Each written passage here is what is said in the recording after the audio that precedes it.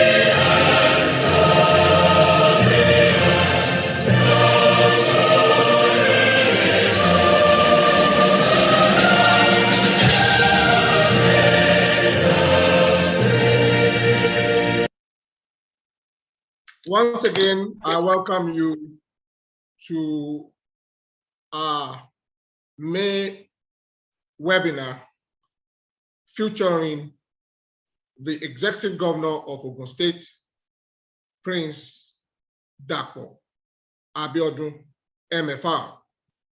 Quickly, I'd like to share a few of the webinar guidelines with you. This webinar is being recorded and will be available on our YouTube channel. To comment and have discussions, use the chat icon. To submit your questions, kindly use the Q&A icon.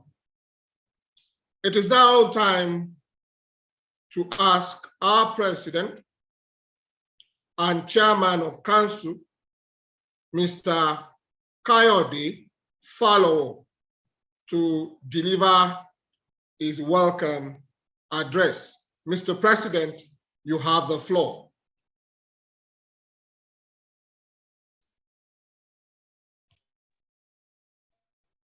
Thank you very much, Mr. Aki Oshutoki. I welcome you all, ladies and gentlemen, today's event. Your Excellency, Prince Dapo Abiodun, the Governor of Ogun State, I am delighted to welcome you to the webinar of the Nigerian-British Chamber of Commerce, which is holding virtually. And I am also delighted to recognize the very eminent members of your government that have joined you at today's event. I welcome the Secretary to the State Government, the Chief of Staff to Mr. Governor, the Commissioner of Finance, the Commissioner for Trade, Industry and Investment, the Commissioner for Agriculture, the Commissioner for Transportation, the Commissioner for Youth and Sport. It is possible that I have missed out one or two, but I think I also believe that Mrs. Ronke Shoyombo, the Special Advisor on Education, Science and Technology, is on the call.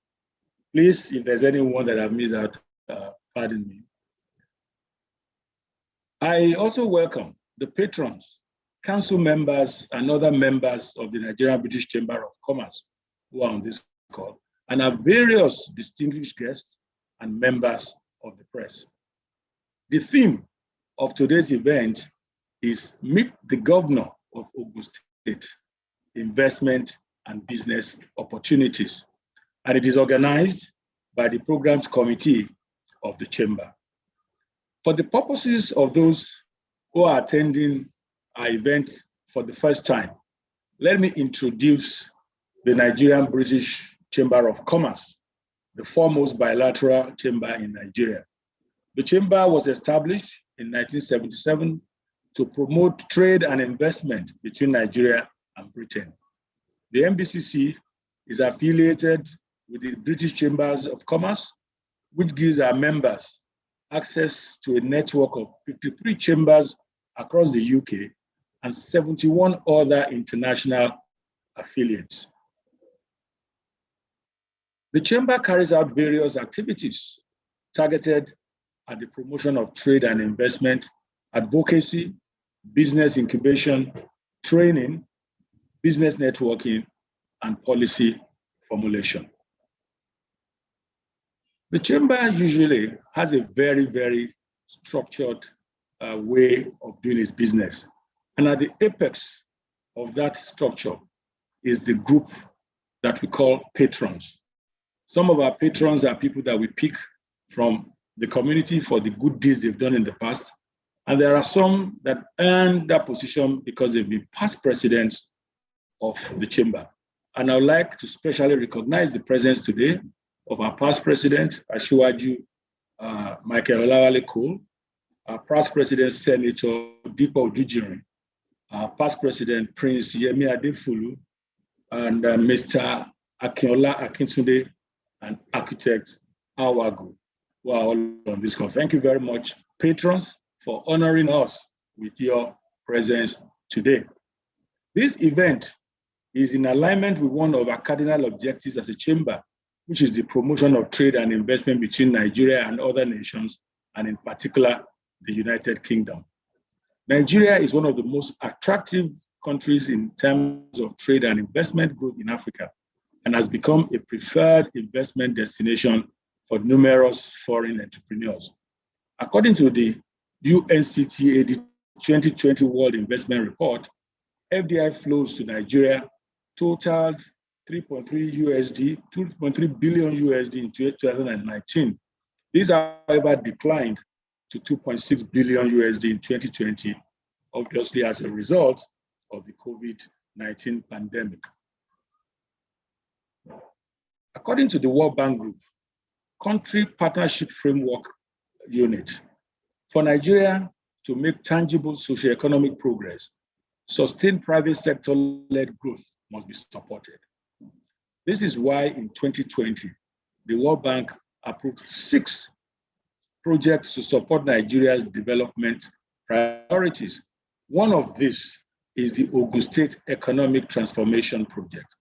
The project is aimed at catalyzing private investment in Ogun State by improving the business environment, strengthening the linkages between agricultural producers, suppliers, and service providers, and providing training and apprenticeship programs for women and farmers.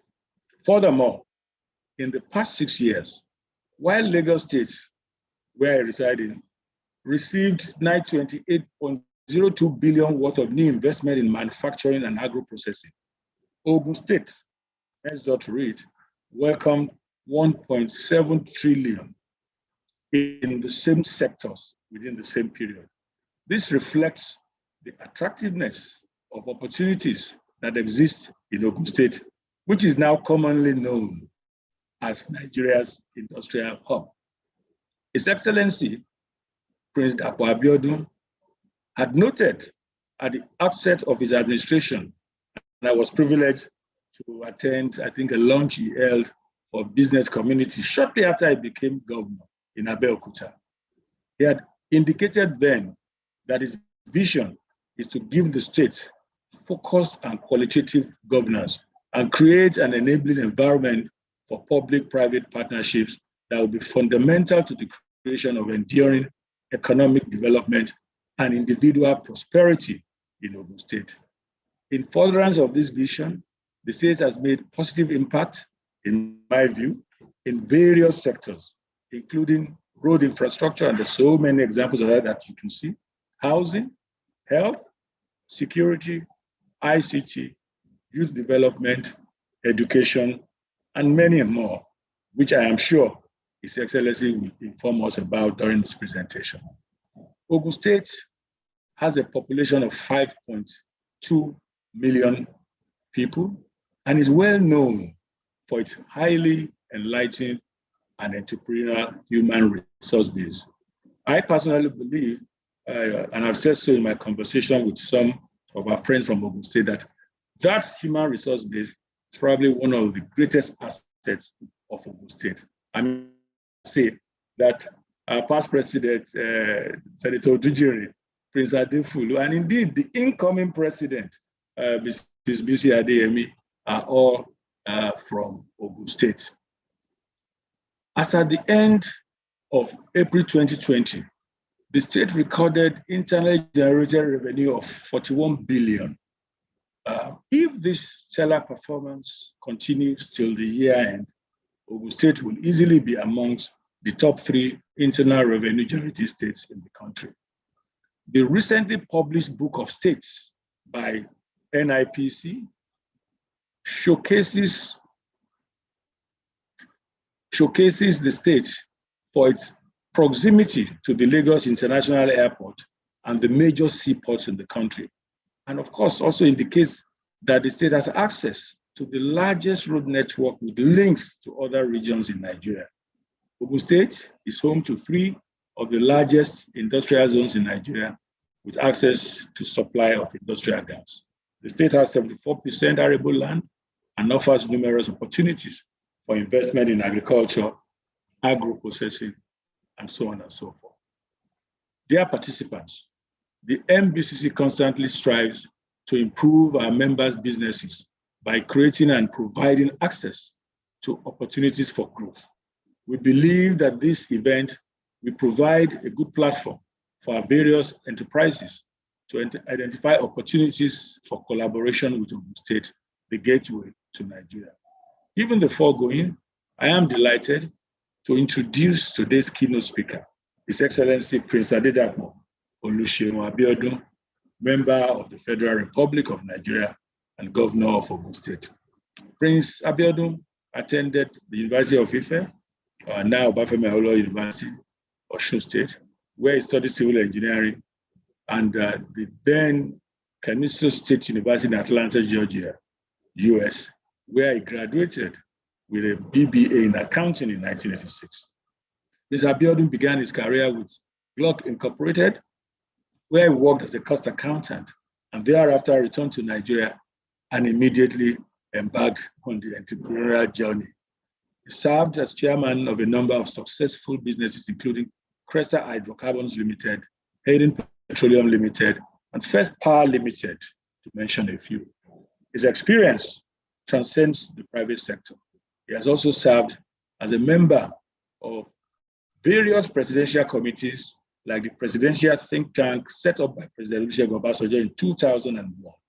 He was appointed chairman, Oil and Gas Committee of Ogun State in 2009, and served as chairman of Depot and Petroleum Products Marketers Association from 2012 to 2019.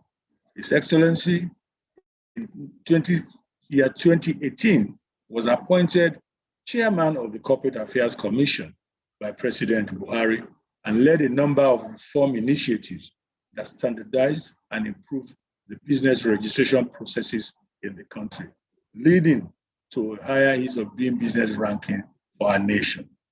In 2014, he was honored by President Goodluck Ebele Jonathan with the prestigious National Award of Member of the Federal Republic. The Adeleke University, Ede Osun State, awarded him a Doctor of Science in Business Development and Administration, and in 2018, the Ekiti State University, Ado Ekiti, also honored him with a Doctor of Finance degree in recognition of his immense contribution to the development of the nation and humanity. Governor Abiodun is a silent, unassuming, but focused achiever, and we are indeed honored and proud. I am proud of you, and I'm sure a lot of your citizens who are on this call today will say the same. We are quite pleased to have you here with us today. It is also my pleasure to introduce one of ours, Ms. Anne Renu.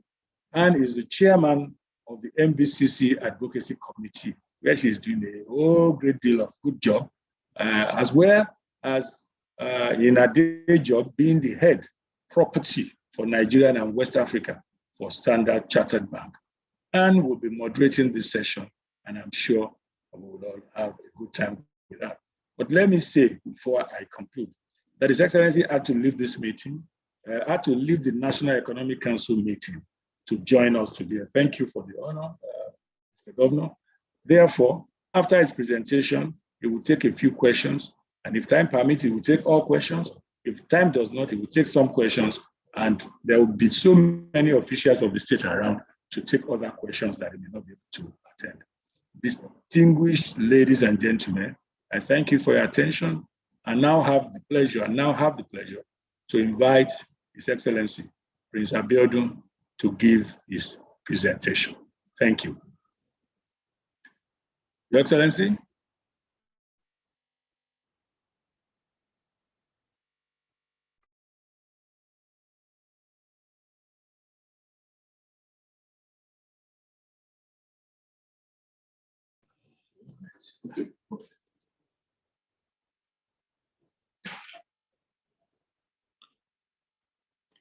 Am I unmuted? Something's wrong. Yes, we are. Can you hear me? Yes, we can hear you, Your Excellency. Yes. Good afternoon, everyone. I would like to first and foremost thank and appreciate Mr. Kayode Falowo, the President of the Nigeria-British Chamber of Commerce, Mr. Alan Davis, the Deputy President, Mr. Akinyo Shutoki, the Chairman Programs Committee, Ms. Anne Renu, who is the Chairman Advocacy Committee. I'd like to appreciate all the patrons and past presidents and members of council. Some, like Mr. Falowo had rightly acknowledged, from my state. We seem to have a particular dominance of Ogun State indigenes as past president and incoming president of the Chamber of Commerce. I also like to recognize all others who have joined this platform to listen to who we are and what we are in Ogun State today. It is indeed a privilege and honor, and it is my delight to give this keynote presentation at this month's Nigeria-British Chamber of Commerce webinar. The time is indeed auspicious as it coincides with our midterm activities. We'll be 2 years in the office on the 29th of May. And our reforms are beginning to bear good fruits in the task of building a future together agenda for the people of the state. It is therefore my pleasure to extend our hands of fellowship to the Nigeria-British Chamber of Commerce to join us as we build the future of Ogun State together. Without doubt, global economies were seriously affected by the COVID-19 pandemic, and our dear state was not exempted. Even at that, we have continued to work on practical strategies to ensure the welfare, wellness, and well-being of our people, and ensure that our partners continue to enjoy the goodwill that has made us the preferred investment and business destination over the hundreds of years. As a background, what is today known as Ogun State had enjoyed enviable relationship with the British people, where the earliest missionaries settled and Western education took roots here. Needless to say, the first church in Nigeria is here in Ogun. The first formal school is also established here. We're the state that produced the first Nobel Prize winner in Black Africa, and we produce most of the pioneers in almost all the considerable fields in Nigeria. For example, the first lawyer, the first accountant, the first lady accountant, first lady chartered accountant, the first professor of medicine, and indeed the list is endless. Today, we pride ourselves as the home of commerce and industry because we are a major manufacturing hub with the largest concentration of industries and industrial clusters in Nigeria. We are called the Gateway State because we are the window to the vast West Africa's sub-regions market with our border with the Republic of Benin. We are also the only neighbor that Lagos State, the nation's commercial capital, has, apart from the Atlantic Ocean. All other states in the southwest region of Nigeria are also our neighbors except Ekiti State. I believe that is the state of Mr. Kayode Falowo. We were created in 1976 from the former Western states. Ogun State is unique as the nation's education capital, having the largest number of tertiary institutions in the country, and no goods or services passes into the hinterland of Nigeria without having to go through our dear states. We have a landmass of about 16,000 square kilometers, out of which about 80% of that is arable land. Our soil is known to be good and has been proven to be excellent for the growth and cultivation of cassava, cocoa, cotton, maize, palm oil, rice, and so many others. We are the nation's #1 producer of cassava. We're #1 in catfish production. We're the #1 in poultry and #1 in eggs production. Besides our fecundity in agriculture, Ogun State has a very well diversified portfolio, and our key sectors include manufacturing, mining, trade, which jointly constitute 65% of the state's gross national product value. Some of the factories currently producing in Ogun State are the likes of Dangote, Nestle, Lafarge, Coleman Cables, Unilever, May & Baker, International Breweries, Procter & Gamble, amongst others. As a matter of fact, if you are not in Ogun State, you are not in Nigeria. We have 20 local government areas that are largely agrarian with a vast network of roads. In terms of demography, we're a youthful population totaling a little less than about 5 million by recent estimates in all. Ogun State stands out as a cultural melting point and home to many who, though not originally from here, but have chosen to work, live, play, and do business here. All these make Ogun State stand out with comparative advantages in terms of its rich, arable land and skilled and competitive labor force, easy access to the Nigerian market, amongst other imperative factors needed to foster economic productivity.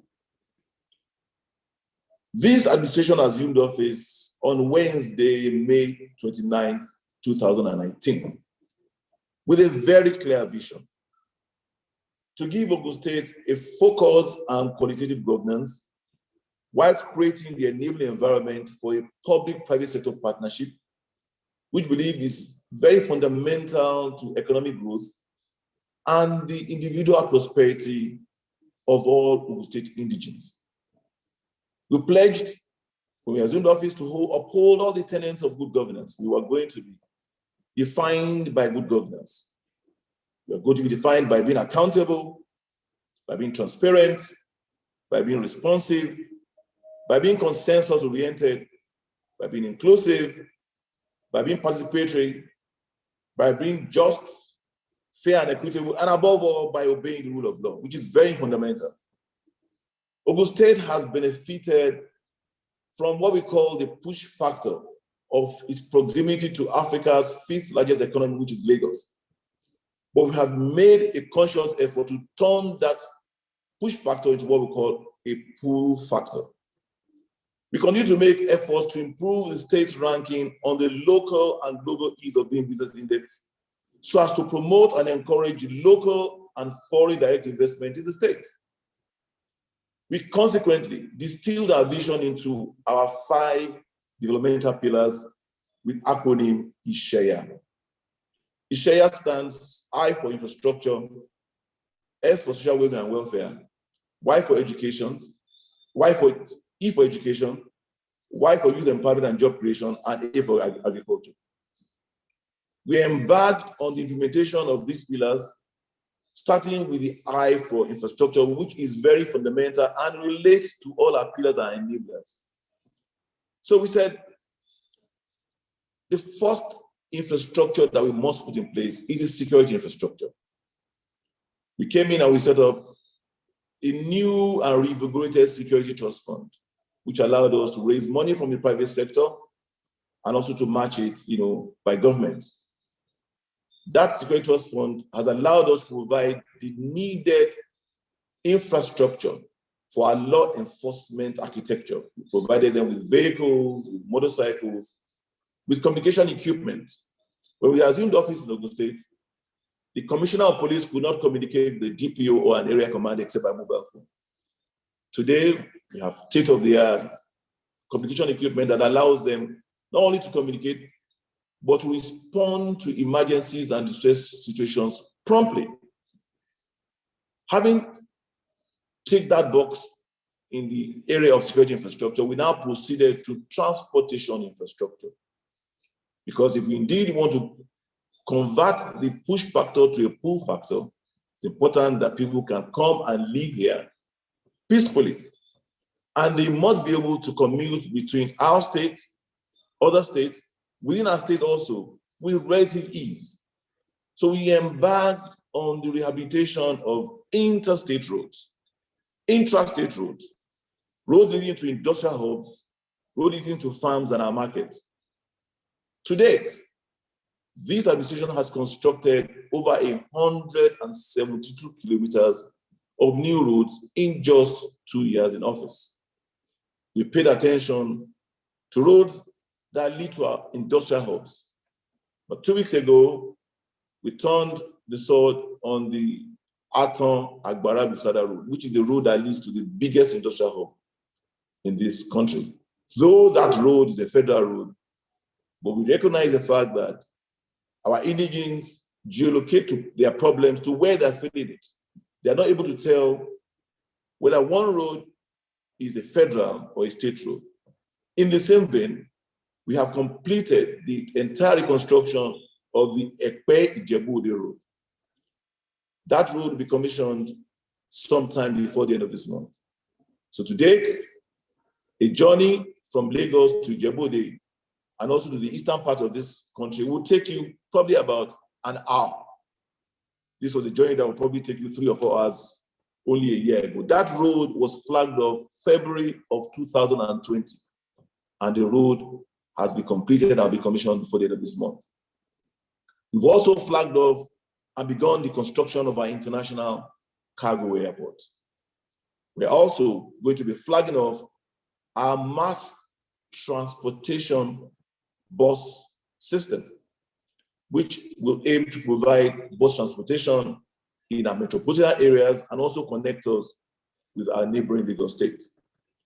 In the area of housing infrastructure, we have continued to provide affordable housing, unprecedented level of affordable housing for our indigents. By the end of this month, we have constructed 1,002 to 3-bedroom affordable housing units across the length and breadth of the state. Our target is 2,000 numbers by 2023. Health infrastructure. This administration in the last 2 years has reconstructed over 100 primary healthcare facilities. And we targeted the PHCs because they are the closest to our people. We are planning to rehabilitate 236 PHCs, representing 1 PHC per political ward. This is because our desire is to ensure our indigents would only need to walk to a PHC to get the attention that they deserve. This is ahead of our launch of our health insurance provision program. Education infrastructure. As I mentioned earlier, this is the education capital of this nation. We pride ourselves on having more universities than some states combined together. It means we are an incubation state, for our students. Because of that, we also want to remind you that free education actually started in Ogun State. I'm sure you recall what our late sage and leader, Obafemi Awolowo, did in terms of ensuring that we had free education in the southwestern region of this country. So when we assumed office, we decided that we are going to intervene at the basic education level. To date, we have rehabilitated over 700 primary and secondary schools and equipped them with necessary infrastructure. In the area of youth empowerment and job creation, when we assumed office, we decided that it was important for us to take stock of how many indigents that we have that are either underemployed or unemployed. We created for the first time what we call the Ogun State Job and Employment Portal. Within the first 3 weeks, that job portal registered over 150,000 underemployed or unemployed youths. We called on the private sector to now begin to post their job availabilities on that portal. From that portal, we'll be able to harvest a lot of our youth and empower them. For example, in our housing program, which is part of our economic sustainability plan, all those who are wishing to be artisans, either painters, iron benders, bricklayers, carpenters, are all employed from this portal. So also our teachers and our nurses, and so on and so forth. So this portal has become very, very useful. In the area of agriculture, being an agrarian state, we've won so many awards in the last 1 year. We've taken advantage of the Central Bank of Nigeria's different schemes that have allowed us to partner with them. One of such schemes is what they call the Anchor Borrowers Program. And this Anchor Borrowers Program, what it actually does is it makes for a tripartite agreement between the central bank, the state government, and our agripreneurs to be. So on the part of the state government, what we do is we provide the land with a certified document of occupancy to these entrepreneurs or agripreneurs to be. We also provide them with the extension services, meaning that we teach them when to plant, when to grow. We clear the land for them free of charge. We match them with an anchor or an off-taker of the produce that they will be planting, and CBN pays them a stipend every month till harvest. This program has been very successful. Today, we've done well over 30,000 indigents in this program have been empowered in this program. We've done this in the area of planting rice. We've done cassava because we're the largest producer of cassava in the country. We've done what we call the broiler project, which is a project that allows us to match these agripreneurs that want to go into broiler production. They give them day-old chicks, and then they buy back the day-old chicks. 30,000 indigens translates to probably about 120,000 indigens by multiplier effect, because one indigen, besides the person who will be working with him on the farm, would have a household of about 4 or 5 people. In the areas of policy and regulatory reforms, we've implemented quite a few reforms to further enhance our ability to ease doing business in Ogun State. Land is like our oil. So we carried out a few land reforms. We restructured the land acquisition process to remove all the hitherto bottlenecks that existed and red tape. We implemented the Ogun State Land Administration and Revenue Management system that now makes it easy for people to acquire land online in the comfort of their homes and make all necessary payments online, thereby getting the certificate in record time. This system also allows us to eliminate revenue leakages. We've also are implementing our GIS system so that it can allow for an effective land administration and improve the overall transparency of that process. We've also embarked on some aggressive tax and revenue reforms, the revenue harmonization, the medium-term expenditure framework, MTEF, and the medium-term revenue strategy, MTRS. In terms of financial reforms, we're implementing the public sector accounting system, the RSP SAS accrual. Also, of course, we are implementing the TSA and billings and payment management system, BPMS. We've also embarked on civil service reforms because we believe that it's important for us to have a motivated civil service. We ensured that we put a few key policies in place besides our governance policy, our agri policy, our industrialization policy, our fiscal policy, tax and revenue, land policy, investment policy, digital policies, energy policy, and housing policy, like I mentioned. We've had to establish some key agencies who have now become our enablers in this desire to convert the hitherto push factor to pull factor. One of such is the Ogun State Investment Promotion Agency we call Ogun Invest. This is now the leading agency that markets our comparative advantage over other states. We've also created the Public-Private Partnership Office, which is set up to provide the regulatory framework for investment engagement with private sector and facilitate new infrastructure development projects in the state. They will ensure that agreements signed between the state and our partners are not skewed in the favor of either the state or the partner. We also have the Bureau for Public Procurement, which of course speaks for itself. We have the new Bureau of Statistics. We have the Business Environment Council, which I think is one of the best things that this administration has done. And what this council does is to ensure that hitherto, when you have to come to the state and you're applying for land, or you're applying for building approval, or whatever it is that you need to do, you now go from one ministry or one agency to the other. This Business Environment Council is now the one-stop shop that takes that on your behalf. So you approach them, they give you an account officer, and all that red tape is shortened for you. We have also established the Ogun State Waste Management Authority, and they are the authority that is established to handle all our waste disposal and management efficiently and effectively.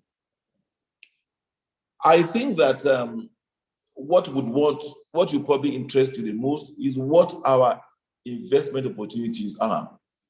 And they are bound, particularly in the area of transportation infrastructure. Like I mentioned, we flagged off the Agbara Aton-Usada Road. We have finished constructing the Ekpe-Ijebode Road. These roads will be told. And of course, the obvious opportunities in the management of these strategic roads that are in strategic locations. I also had mentioned that we are building our international cargo airport, which is meant to complement our agro value chain ecosystem. This airport is located at exactly a point that is, you describe as what Abuja is to the rest of this country, the center point of the state. It is bound on one part by Lagos-Ibadan Expressway and another part by Shagamu-Benin Expressway. So access to the airport is guaranteed.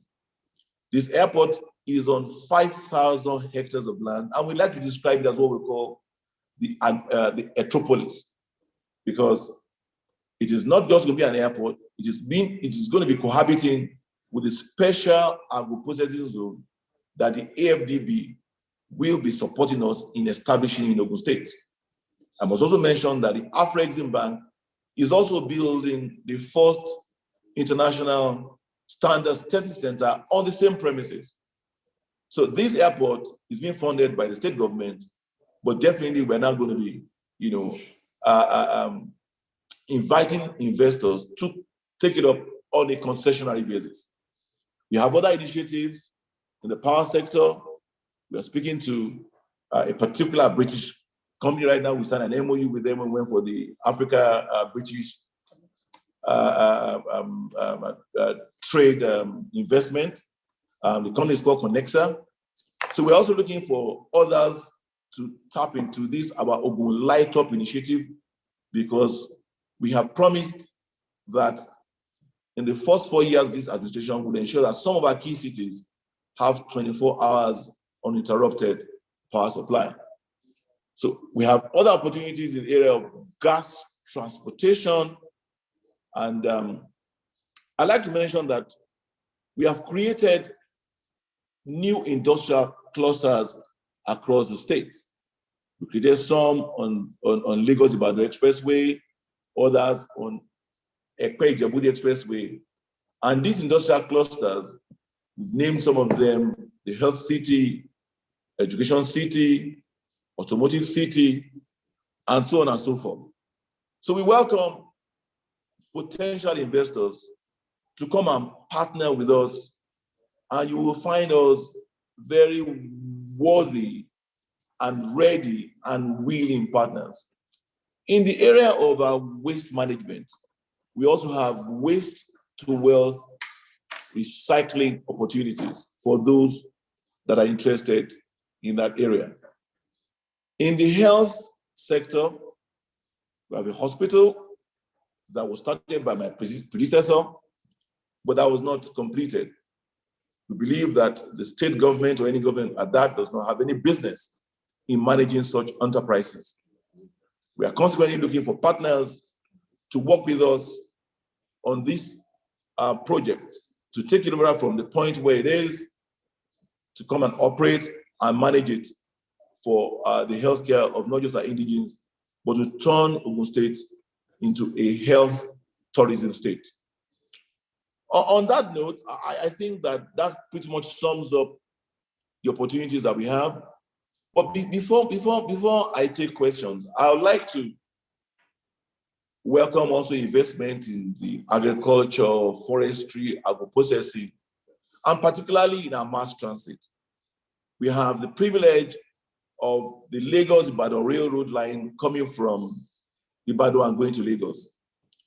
We've decided that we need to create extra stops on that rail line, which would mean that we'd have to invest in spurs to those stops and also invest in our own rolling stock, so that we're not only moving our people between Ogun and Lagos, but we're also moving goods and services from Lagos Port to our industries here in Ogun. So we will encourage and welcome potential investors to come and look in, sit down with us, and take advantage of this, our very unique proximity. We'll soon be having our Ogun State Investment Summit sometime in the next couple of months. It will further provide an opportunity for you to have a deeper dive into what opportunities are available in Ogun State. On that note, once again, I want to thank Mr. Kayode Falowo, the president of the Nigerian Chamber of Commerce, for granting me this opportunity to sell my state. I refer to myself as the chief marketing officer of this state. Yes, we unfortunately are in the National Economic Council meeting today, started at 11, but I could not pass on this opportunity of having the privilege to speak to the Chamber of Commerce and market our state, and I'll take a few questions. Thank you for listening to me.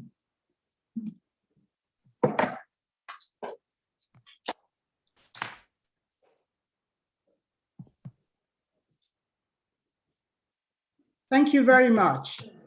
I hope you can hear me and we can see my video. Yes, we can. Fantastic. Good afternoon again, Your Excellency, Prince Dapo Abiodun. Thank you very much for an insightful and very informative position of Ogun State. I want to just kick off very quickly by recognizing and apologizing on behalf of the president, Mr. Falowo, to recognize Chris Dapo Adelegon, who is also a past president and also indeed our governing council. So I will go straight into our Q&A session this afternoon.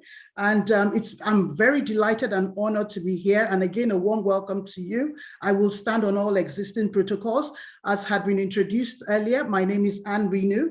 I'm moderating and hopefully I have about 25 minutes of your time. We will sort of continue if you have to drop off the session. So our aim today and our focus is really more than anything else to understand how your indigents, how members of the Nigeria-British Chamber of Commerce, how the nearly 800 virtual audience watching you today can actually participate in all the laudable, excellent projects you've described. I mean, I started to reflect and I almost felt to be part of Ogun State if we think and talk about some of the great initiatives that have been birthed over the last 2 years. So well done, Your Excellency, to you and your cabinet. Thank you very much. We're very impressed and I'm sure everyone will be looking out for the targets that you have set and the bold stances that you have made to ensure that they will be delivered so that at the end of the term in office, quite clearly the scorecard will be well ticked off. So I'm just going to kick off with my first question, and I can see that there are quite a number of questions on the chats. So please keep it coming. I will do my very best to go in and out of them, and ensure that we get full interaction as we go. So the first question, so we all are aware, it's the Ogun State is the largest investment hub in Nigeria. We're aware that this has been also propelled by quite a lot of collaborations with existing and prospective investors, and you have told us some of the stories. What I would like us to focus a little bit around is some of the points that you have made with regards to the economic infrastructure in the country and the opportunities in the state. Vis-a-vis from the ease of doing business. I would like to kick off there by saying that with the various initiatives that you've talked about, how easy is it to access and do business in Ogun State? Well, thank you very much, Anne.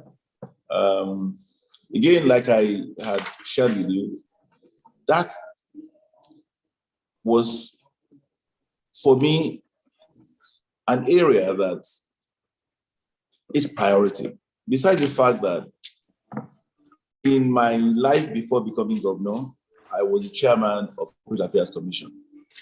And that's a commission whose charge is to ensure that you provide that enabling environment and facilitate, the increase the ranking of Nigeria on the Global Ease of Doing Business Index.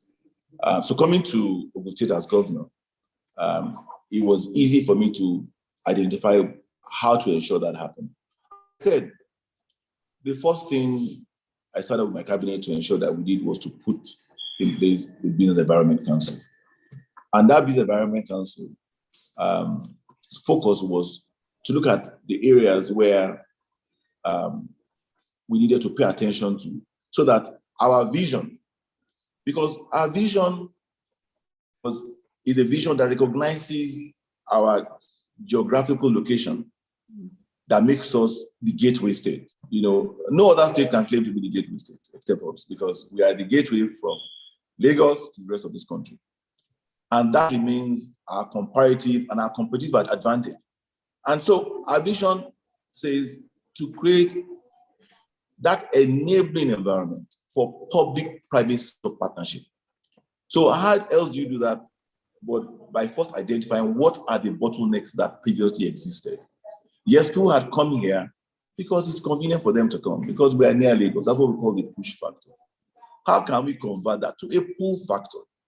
So we set up that Business Environment Council, and they have populated the membership with relevant ministries that normally interface with people that want to come and do business here. So for example, the Special Advisor Lands, the Charge of Lands, the Commissioner for Commerce, Commissioner for Fiscal Planning that will grant approvals, and those type of ministry, the Attorney General and Ministry of Justice, those type of ministries that will not only interface with potential investors to ensure that they now all provided personnel on the council.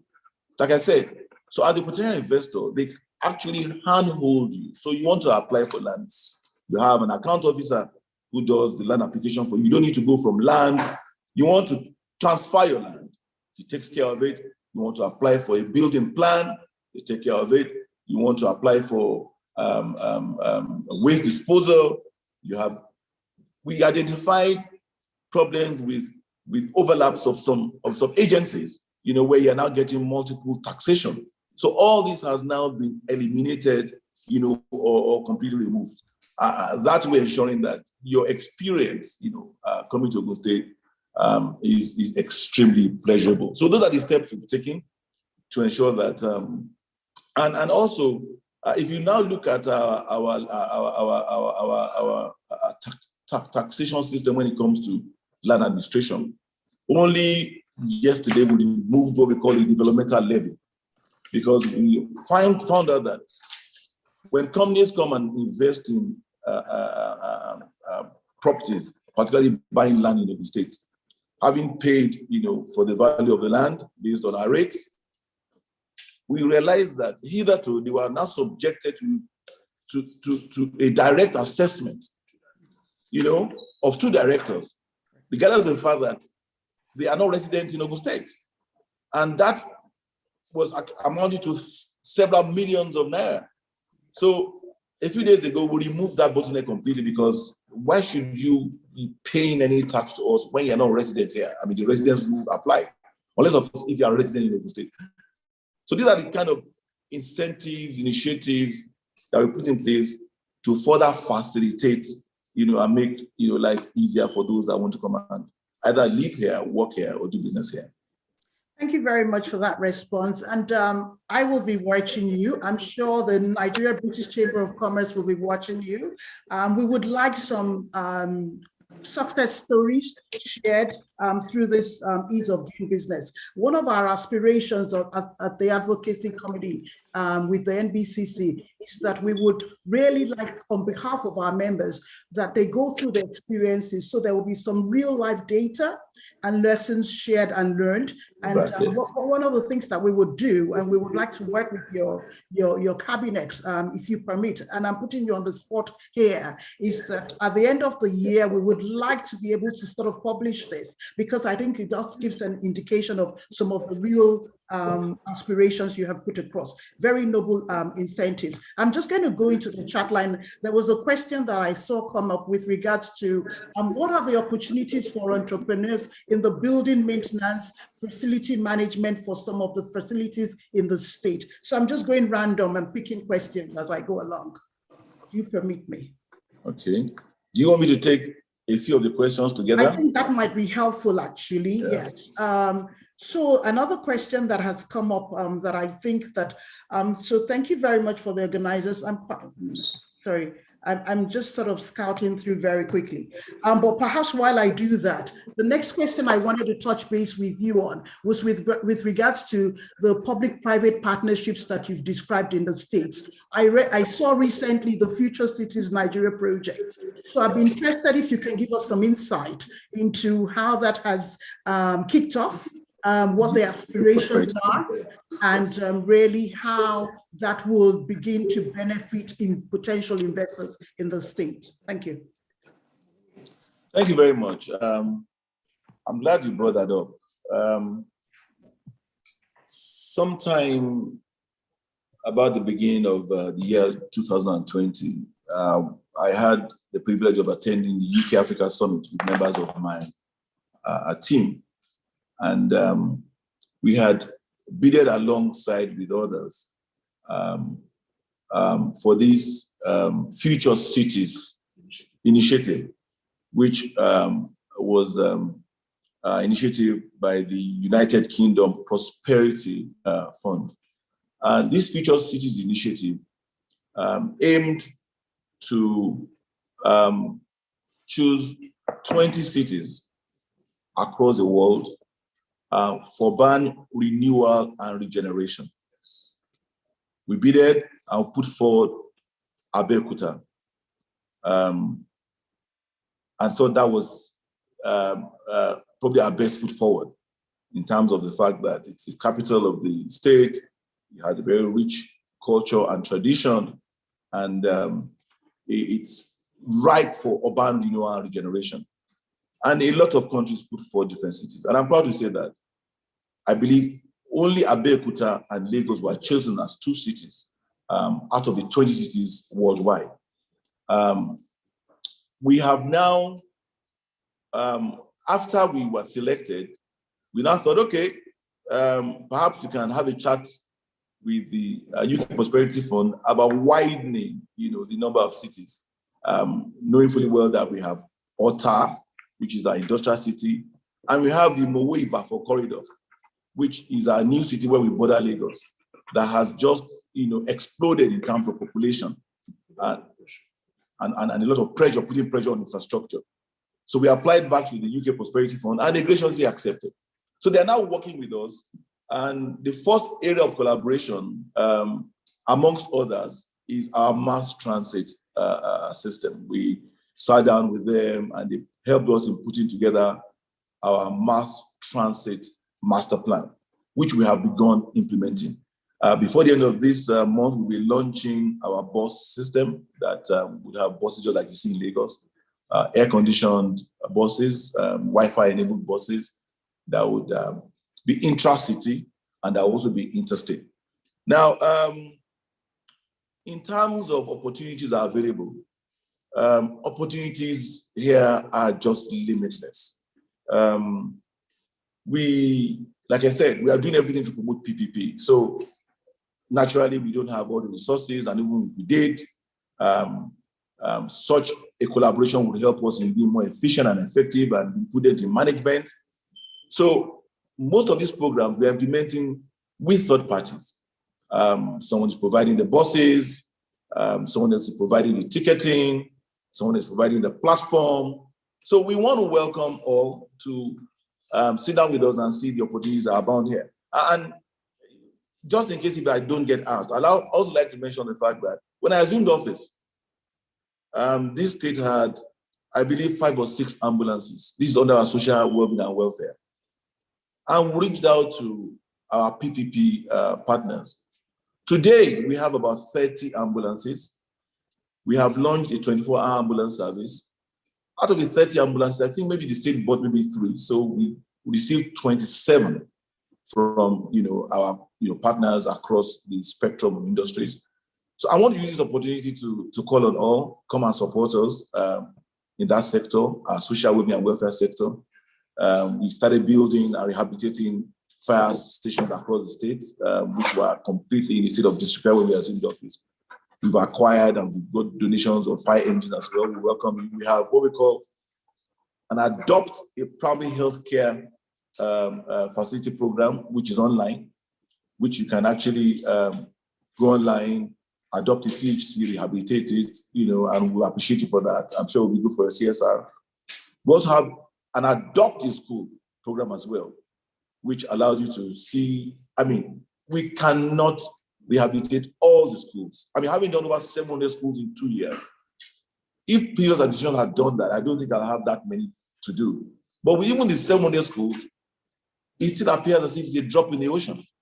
So I want to call on members of the NBCC to come and support us in adopting the school. I'm sure that you find it so fulfilling, when you go to a school. There are schools in Ogun State, the birthplace of free education, where students are still learning under conditions that are so deplorable. Nothing would be more fulfilling than to adopt a school, rehabilitated, new roof, new floor, new desks, and so on and so forth. On our part, we're doing all we can. We're standardizing and digitizing our curricula. We are employing teachers to fill in the gaps. We're doing so much. I'm collaborating with, I think they're called Teach Nigeria, Teach for Nigeria also. That's one of our PPP partners in the education sector. So I'd like to call on those that may be interested in that sector, in affordable housing as well.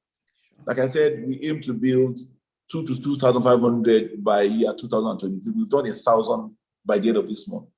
And we're also doing that in a PPP. We have the affordable housing. We have the medium to upper income housing project. We are opening up a new cluster somewhere between Lagos, Lagos Ibadan Express, somewhere between before the Redeem Camp. It's called Magboro. And that will be a mixed use of industrial, residential, and commercial. We'll be welcoming those that are interested in real estate to come and take up sizable lands there in hectares and to develop and partner with us. So we have all these opportunities, that allow you to work with us. About 3 weeks ago, we launched our digital economy infrastructure project, which I'm sure you must have read about. What is this project? Because we are the leading incubation center for students in Nigeria, being the #1 in education and having the highest number of tertiary institutions, realize the fact that not all the students want to, proceed to further education. Some of them actually are very capable in ICT, and they tend to use it for negative means. So in our first 100 days, we created what we call the Ogun State Tech Hub, which allows us to, further harness their potentials and further nurture them in the area of ICT. That has been very successful. We're partnering with Cisco, we're partnering with Google, partnering with all these other multinationals. We now launched our digital economic infrastructure project, and we partnered with one of the leading telecoms companies, 21st Century, and others, Main One, MTN, Airtel. We are currently digging the length and breadth of this state. By the time we finish, we're going to be launching in phases. You'll get to Ogun State, your phone will tell you you've arrived in Ogun State, enter your email address, and you begin to enjoy free Wi-Fi all over Ogun State. So these are kind of opportunities that we're exploring. It's not costing us, it's costing us very little. We've made access, free to all the people that are providing this service for us. So we are investment ready, we're investor ready. Come and join us and come and look for that. Like I said, our investment summit will be sometime in July. Afford the opportunity to look further in and see what other opportunities are available to partner with us. I just want to throw that in. Yeah, thank you very much for that. So what I will do now is to obviously ask a couple of questions together so that we save on time. So the first question is, does Ogun State have a dedicated investment promotion agency from which detailed business climate information and engagement advice can be obtained and acted upon with seamless ease? That's the first question. The second one I'd like to sort of read out. And in what ways are you implementing more technology-driven initiatives?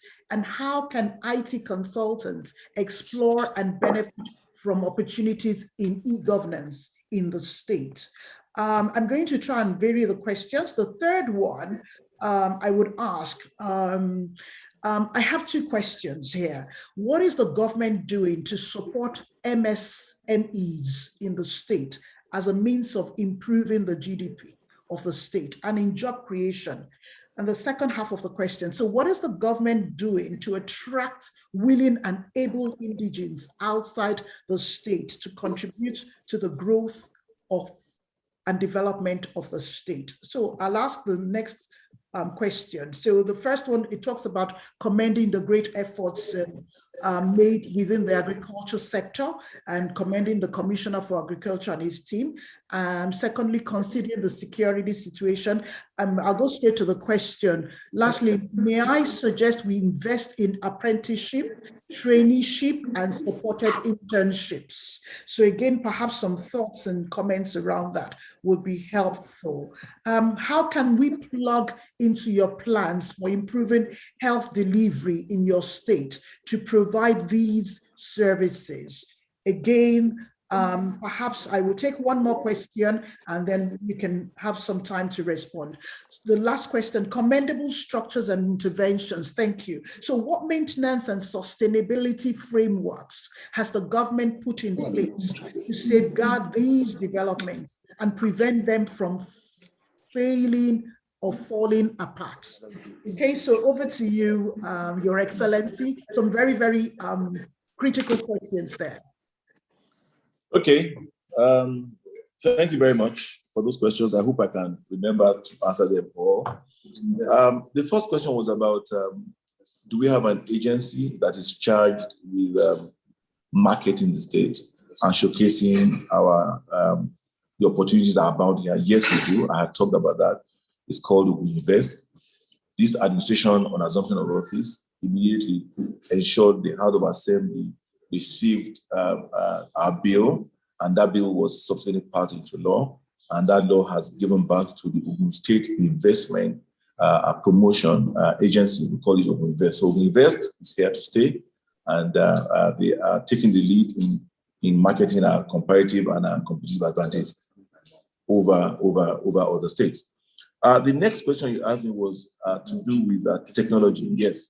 Remember I said that in our first 100 days, we established the Tech Hub.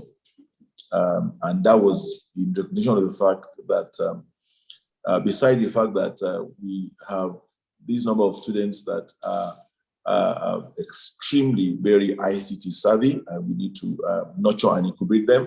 We also appreciate the fact that ICT represents the opportunity to allow us to leapfrog. So, and also it allows us to be very efficient in management of everything that we do in government. So because of that, we have introduced our billing and payment management system. It's brand new. We have also introduced the Ogun State Land Administration and Revenue Management System. We call it OLAMS. And what OLAMS does is that OLAMS captures all those who hitherto have built on government land without any documentation, and it allows them to be captured and for them to pay, and then from them begin to charge land use. We also have launched what we call the e-procurement portal as well, which is one of the initiatives that this administration has embarked on. We also introduced our land use management system, which, for example, when we assumed office, we probably had about maybe 14,000 people on the land use database. With what we've done today, we've got over 1,200,000 people, and it's expanding. And I wish to say that we partnered with some from the private sector, and we actually have a data management center, a data center so that government data is not now on some hard drive somewhere. It's centralized, and efficient. And all of us have our government email addresses. We are embarking on e-learning for our students, both in basic and secondary education. Ogun State was the first during COVID to start what we call the Ogun DigiClass in the country. Because as soon as our kids could not go to school, we immediately launched the DigiClass, which afforded our children to learn from the comfort of their homes. And like I said, we're also streamlining curricula now. We're having digitized curricula. So we can ensure that what student A is learning in school, one is the same thing that student C is learning in school too. So all these things are initiatives that our Bureau of ICT, which is centered in our tech hub, is implementing. And I think also the NCC has also partnered with us. They're building a data center for us. We call the place our own Ogun State Tech Alley in like Silicon Valley. So these are initiatives in the ICT sector. I forgot to, when I was talking about clusters, because we recognize the fact that MSMEs are very fundamental to any industrial revolution. The MSMEs are the inputs, of the MSMEs go into, manufacturing, and they become very fundamental to industrial revolution. We actually have created, as one of our new clusters, an MSME park. These MSME parks, we are providing full infrastructure, roads, fiber, gas for power, and better still, what we're doing is we are lowering the entry barrier for them to acquire land there, because we recognize the fact that they are, small, medium scale enterprises. So it will allow them to, acquire the property, pay over a period of time, and we'll give them a document that also allows them to access the necessary financing to fund their operations. So I think that that is something that this administration has done, and we're very, very, very aggressive about it. As a matter of fact, I had to employ the services of a gentleman as my special advisor on MSME, who had been, working in that space for a very, very long time, and at some point I think was the DG of Manufacturers Association of Nigeria, who is now one of my special advisors. There was also the question about willing and able indigenes.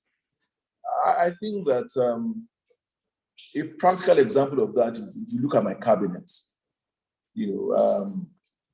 I pride myself as having one of the best cabinets in the country. I have a collection of extremely very brilliant people, and they come from diverse backgrounds and from all over the world.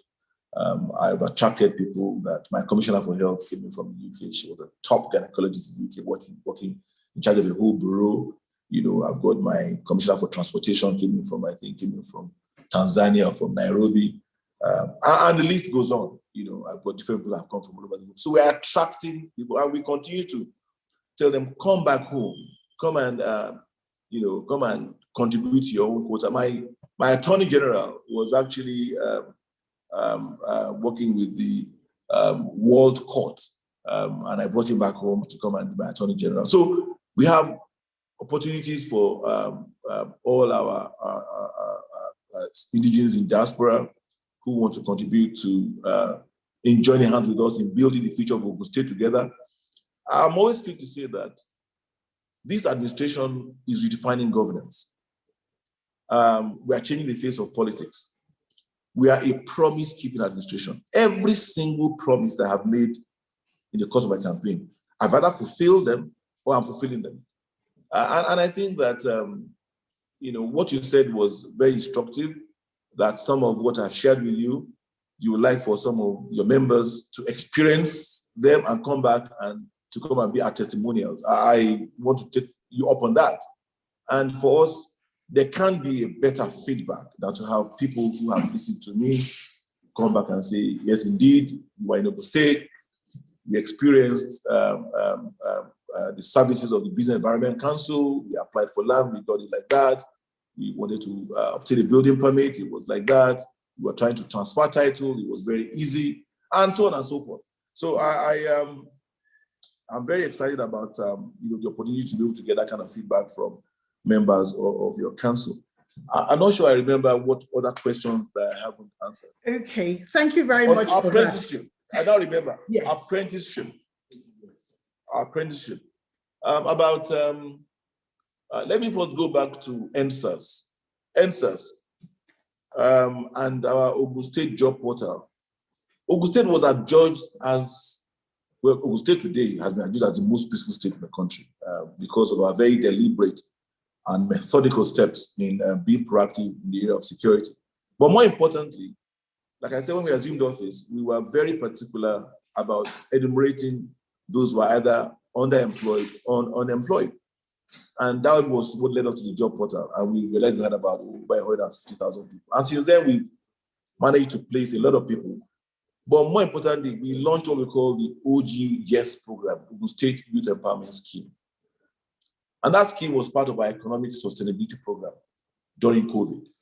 How do we ensure that we find jobs for these people? So every program that we have in terms of other construction of roads, rural roads, township roads, roads connecting us to neighboring states, our housing program particularly, were all aimed at utilizing those that we are trained at our 5 different technical and vocational polytechnics or institutions that we have across the state, and by empowering them and getting them jobs.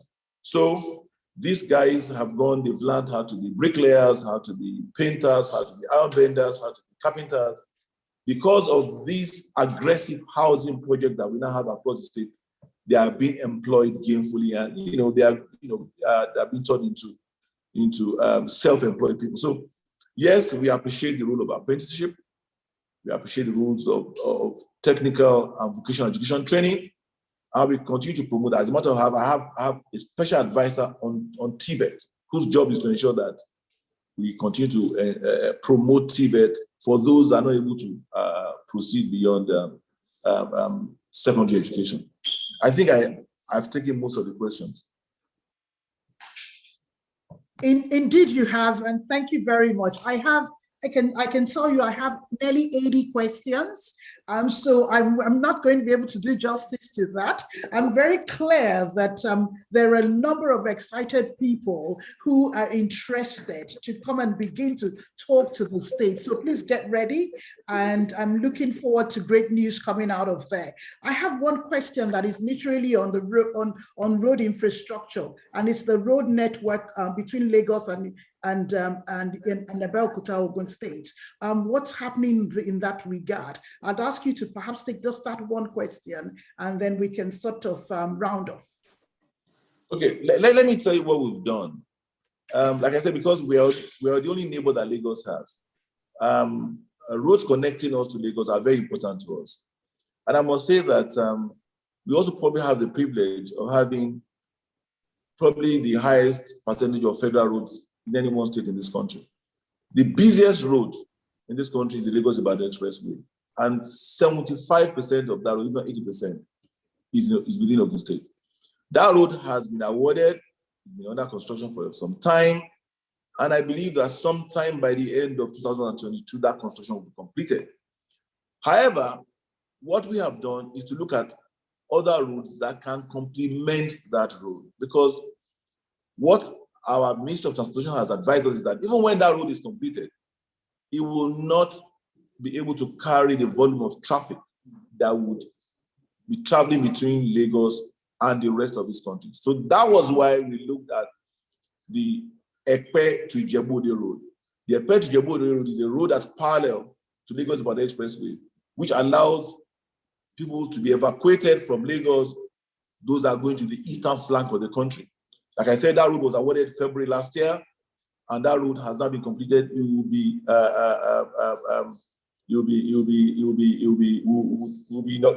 launched, commissioned sometime this month. We're also looking at other roads. The road that goes from Aton to Agbara Road is actually another road that is off Lagos-Badagry Road. That road is also a federal road. It goes from Lagos, going to Badagry, you now go to Aton, Agbara, it goes to Laro, it goes to go to Benin Republic. It's also another parallel road. The other roads, there's the Shagamu to Ikorodu Road, is also a federal road. We are hoping that post our second year in office, is our midterm in office, if that road does not progress with federal government, we're going to take over that road and construct that road. That road is very important because it provides the immediate parallel to Lagos-Ibadan Expressway. The other road that is also very busy is the road that goes from Lagos or Abeokuta Road. That road is deplorable. We wanted to prioritize the construction of that road, but we could not afford to. That road will cost the state about 80 billion naira. And that's another federal road. So we called on the federal government. In fact, my colleague and I in Lagos sat down and wrote a letter together asking for the federal government to transfer that road to us. They have not done that yet. Is that they do that, or they commit to the funding of that road, which you say they are doing with Sukuk funds. Let's see how that is going to go. However, what we did as a state was to look at bypass road to those roads in Otta. And in our first 3 months in office, the first 2 roads that this administration constructed were 2 bypass roads to that road. So that allows us to convey people coming from Lagos, avoid that segment of Lagos to Abeokuta Road, and get to Otta through these 2 bypass roads. I'm sure some of your colleagues would have enjoyed that route.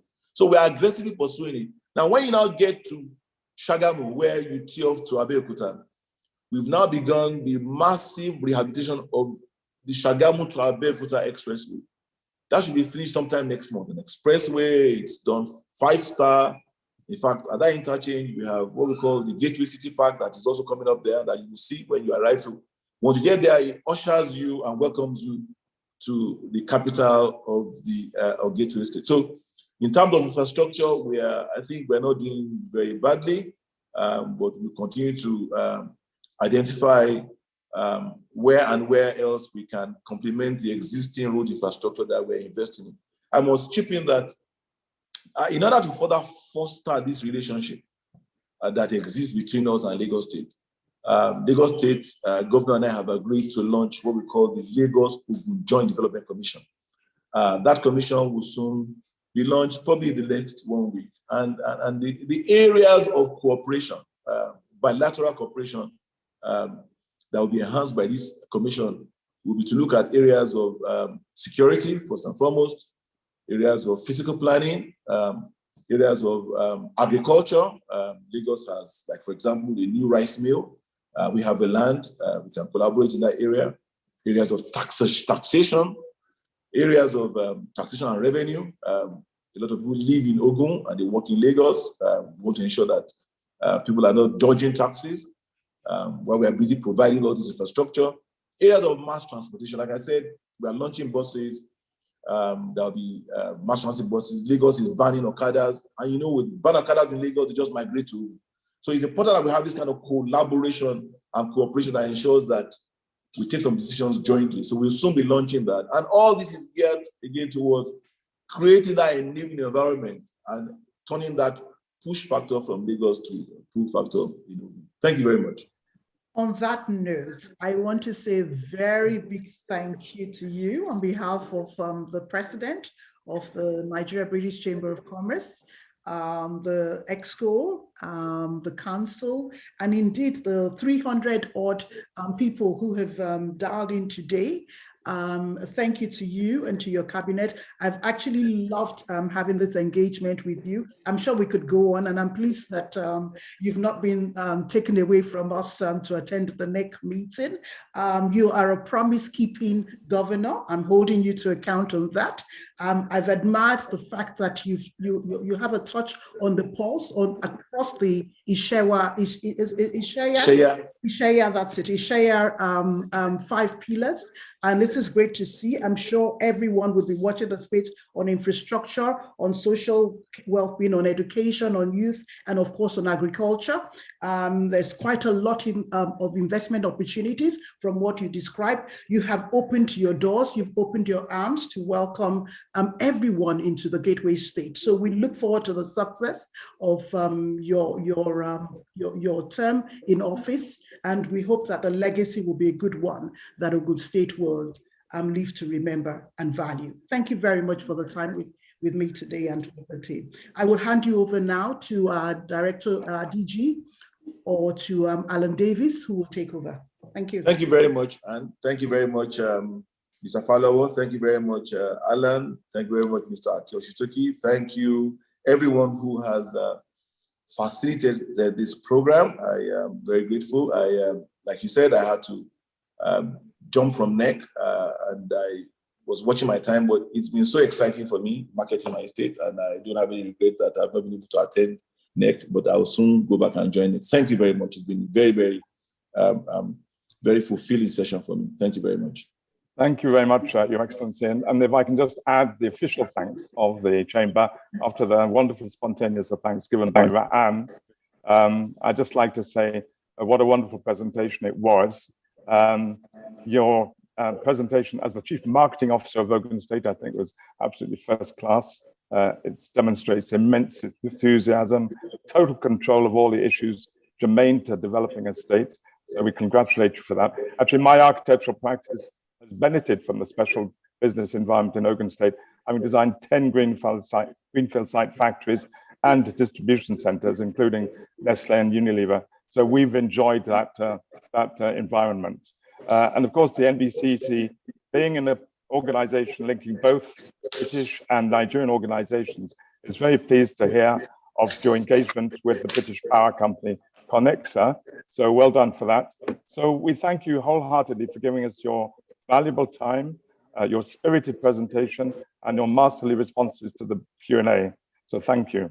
And also I have to offer thanks to our moderator, and renew the Chairman of the NBCC Advocacy Committee, for your professional moderation of the event. Well done. And lastly, to thank all our patrons, council members, and attendees. We really appreciate you being with us, and without you, there is no event, of course. If I could just mention very briefly, we do have the Agric and Export webinar themed Unlocking Trade and Export Opportunities in the Agricultural sector, coming on Thursday, May the 27th at 12 p.m. So that's coming up next week. Also, anybody who's interested in becoming a member of the Chamber, please visit our website. I think it's up on the screen now, and you will be taken through personally by a member of our Secretariat staff. So also, you can follow us on social media and be informed of all our activities.